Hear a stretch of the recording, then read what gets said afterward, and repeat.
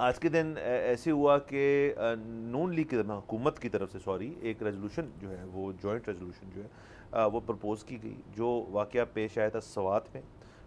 उसके बाद उन्होंने एक मॉब लिंचिंग के ऊपर और ये जो सारी चीज़ हुई उसके ऊपर उनका था कि एक GIT बनाई जाए जो इसको इन्वेस्टिगेट करेगी। उसके साथ साथ 23 लोग अरेस्ट भी हुए। मुकदमात जो हैं वो ज़ाहिर ये लिंचिंग के हवाले से, और जो थाना था वहाँ पे उसके अंदर जो मारधाड़ हुई और वहाँ पे भी शायद आग लगा दी गई, तो इसके ऊपर से 23 लोगों के ऊपर केस कर दिया गया, जिसके अंदर ये तो एक तरफ थे हुकूमती लोग तो, लेकिन असेंबली के अंदर इसके ऊपर जब बहस हुई तो अपोजिशन का स्टांस जो था वो थोड़ा सा मुख्तलिफ था इसके ऊपर। उन्होंने असल में इसके ऊपर लिंकेज दे दी, क्योंकि आपको कल के दिन ही अज़्म इस्तेकाम जो एक और सिक्योरिटी पॉइंट ऑफ व्यू से जो तहरीक है, जो शहबाज शरीफ साहब की ज़ेर निगरानी उसको लॉन्च किया गया है, बल्कि लॉन्च क्या किया गया, ये चीज़ थी जो एपेक्स कमेटी की तरफ से में थी, और उसको उसी को उन्होंने फिर से कर दिया, इसको रीलॉन्च करें। अच्छा, इसकी वजह एक और थी, वो ज़रा सा कन्फ्यूजन होगी बहुत सारा। इसकी वजह तो ये थी कि जो चाइना से वफ्द है उन्होंने जो बयानात दिए हैं कि आपकी इंटरनल सिक्योरिटी जो है उससे हम खुश नहीं है, मुतमईन नहीं है, नाकस है, इसलिए आप उसके ऊपर फोकस करें, तो इसलिए ये चीज़ लॉन्च हुई है।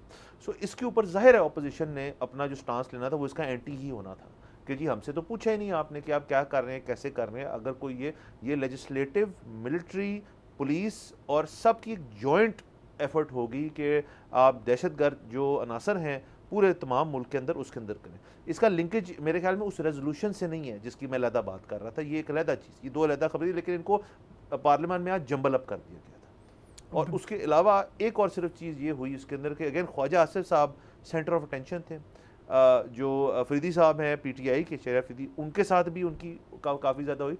तो आज बड़ा एक जैसे कहना कि हॉट सेशन रहा इसका, 2 दिन से चल रहा है। तो आज के दिन भी ये सारी हो कि कुछ कोई अंजाम नहीं उसका निकला, कोई बजट की अभी passing I think People's Party खबर हो जाएगी, लेकिन अभी तक उसके ऊपर ये लड़ी जा रहे हैं फिलहाल। देखिए जी, सऊदी अरब से यहाँ से हमारा वफ्द गया, सऊदी अरब से वफ्द आया, इसी तरह UAE का वफ्द एक पहले पाकिस्तान उधर गया, फिर वो यहाँ आए, अब ये तीसरा था चाइना का जो वफ्द यहाँ पर आया है। ये सारे जो हैं ये SIFC को लेकर बेसिकली फॉरेन इन्वेस्टमेंट FDI लेकर आना चाहते हैं, यहाँ पर इन्वेस्ट करना चाहते हैं। और बेसिकली तो वो भी क्या आना चाहते हैं, हम उनके पास गए, हमने उनको कहा जी कि आप इन्वेस्ट करें, वो आए, उन्होंने आके सारा कुछ देखा, ब्रीफिंग्स ली, और इन तीनों ममालिक ने एक ही चीज़ कही है कि हम इन्वेस्ट करने के लिए तैयार हैं, इन्वायरमेंट कंड्यूसिव होना चाहिए और प्रोजेक्ट वायबल होना चाहिए।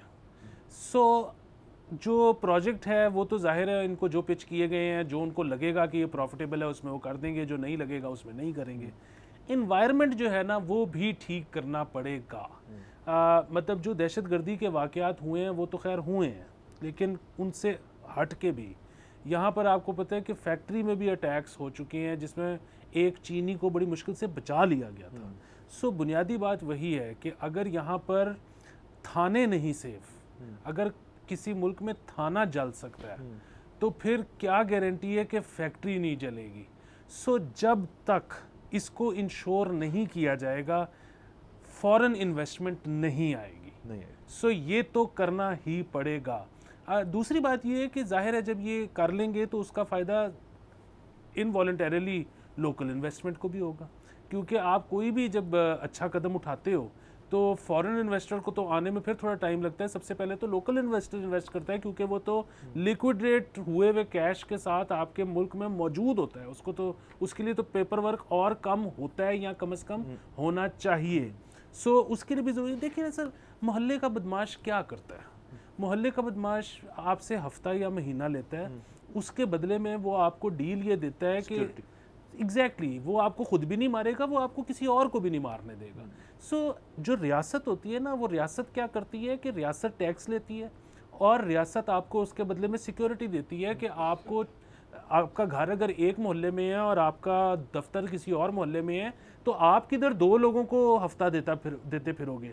सो रियासत कहती है कि जो बदमाशी की मोनोपोली है ना वो हमारे पास है, तो as long as you're paying tax to us आपको कोई हाथ नहीं लगा सकता। सो बुनियादी बात यह है कि इस रियासत को, इस मुल्क को टैक्स के बदले में कोई ना कोई सर्विस देनी पड़ेगी। वैसे तो बहुत सारी देनी पड़ेंगी, लेकिन सबसे पहले उसमें जान और माल का तहफ़्फ़ुज़ है।